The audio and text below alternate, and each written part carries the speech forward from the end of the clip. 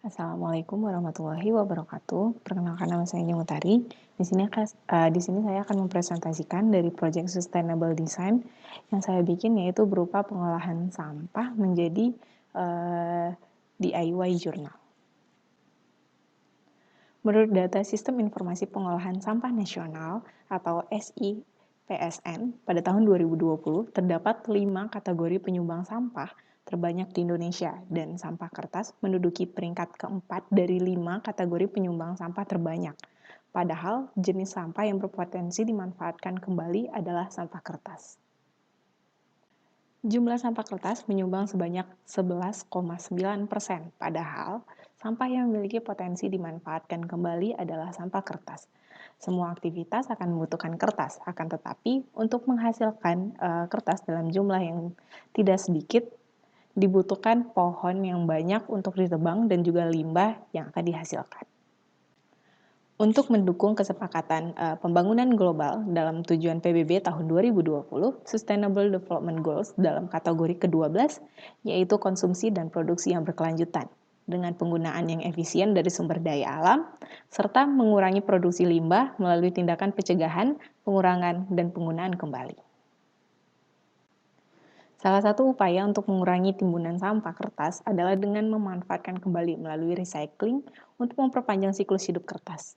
Oleh karena itu, kertas daur ulang akan menjadi alternatif untuk menggantikan kertas dan memperpanjang hidup siklus kertas. Pemanfaatan kertas bekas dan buku bekas menjadi DIY journal dengan metode sustainable design, ya, di mana setelah masa pakai habis, produk bisa dikompos atau didaur ulang kembali. Dalam konsep sustainable design, berimpact kepada yang pertama adalah people. Bagaimana sebuah perancangan mempengaruhi dan membawa keuntungan bagi masyarakat dengan human working system, pemberdayaan dengan mengajari keterampilan, dan lainnya. Yang kedua, berimpact kepada planet, menjaga kelestarian lingkungan, dan meminimalisir dampak negatif bagi lingkungan, seperti banjir, kebakaran lahan, hingga climate change atau perubahan iklim. Dan yang terakhir yaitu adalah berpengaruh pada profit atau naiknya nilai ekonomi berbasis profit, tetapi dengan mempertimbangkan dampak yang akan ditimbulkan pada kehidupan manusia dan juga lingkungannya. Dan menerapkan beberapa prinsip dasar sustainable design. Yang pertama adalah low impact material, memanfaatkan bahan non-toksik dan juga diproduksi secara ramah lingkungan. Yang kedua yaitu adalah efisiensi energi, membuat produk dengan menggunakan energi seminimal mungkin. Yang ketiga yaitu adalah reuse dan recycle, di mana rancangan produk mempertimbangkan pemanfaatan serta berkelanjutan hingga setelah masa pakai berakhir. Yang keempat ada renewability, yaitu adalah material dari daerah sekitar, diproduksi dari sumber yang bisa diperbarui serta dapat diolah menjadi kompos. Dan yang terakhir itu adalah sehat, di mana produksi yang dihasilkan tidak berbahaya bagi lingkungan serta bagi penggunanya. Adapun alat dan bahan yang digunakan dalam proyek kali ini yaitu adalah yang pertama ada wadah, ada frame kayu ukuran A5, ada kertas bekas sebagai material utamanya, ada air, daun pandan, dan juga bunga telang sebagai pewarna alami.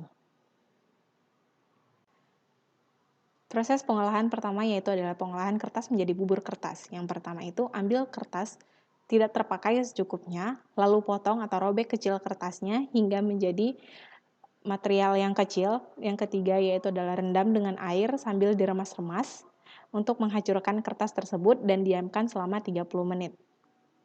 Lalu setelah 30 menit, bubur kertas akan menghasilkan tekstur yang sedikit kasar. Bisa dihaluskan menggunakan blender, namun dilakukan secara sebentar agar teksturnya menjadi lebih halus. Proses pencetakan bubur kertas. Yang pertama yaitu adalah sediakan kain dan basahkan kain sebagai alas kertas.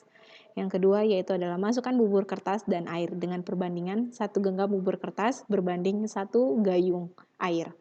Bisa ditambahkan dengan pewarna alami. Cetak menggunakan frame, yaitu dengan ukuran yang saya pakai yaitu adalah ukuran A5. Dan yang ketiga yaitu adalah lepaskan bubur kertas yang sudah dicetak menggunakan frame dengan cara mengurangi kadar airnya menggunakan spons pada bagian belakang frame. Dan yang terakhir, Jemur kertas setengah hari atau bisa seharian hingga setengah kering atau kering, lalu diangkat. Rapikan kertas dengan cara disetrika agar permukaan kertas lebih halus. Kertas siap digunakan. Setelah beberapa kertas terkumpul, lalu saya bidding hingga menjadi satu buah buku kertas daur ulang, lalu dapat digunakan sebagai buku saku.